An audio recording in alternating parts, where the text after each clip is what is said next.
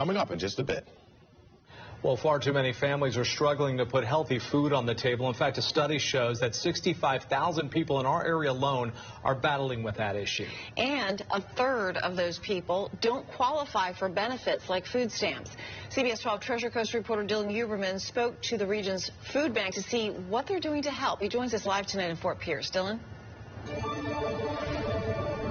Jim and Liz, many families on the Treasure Coast are struggling to get food on the table. The local food banks are having a tough time keeping up with demand and need help from the community.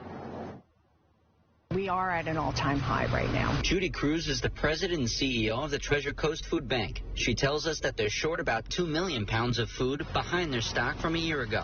We are very low on nutritious food. We have some things that we're able to get.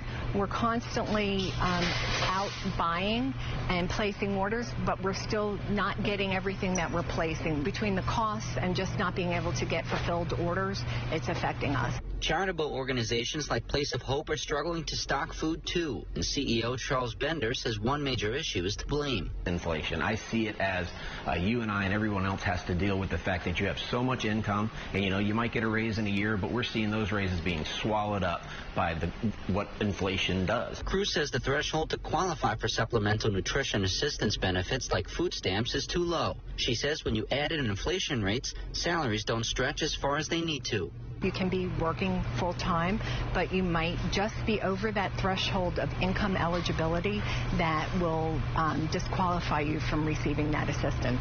And those are the types of people that we're seeing right now. They're not eligible for that. About a third of the more than 65,000 people battling food insecurity on the Treasure Coast face that issue, and Bender believes fixing that threshold could help. Now that we're seeing the economy doing what it's doing and inflation at the rates that it is, then I think we have to look at those kind of programs and give people a better shot at that gap. The Treasure Coast Food Bank is asking the community to help and come forward by donating food. In Fort Pierce, Dylan Huberman, CBS 12 News. Deputies on the Treasure Coast are looking for a driver who they say hit a child riding a bicycle.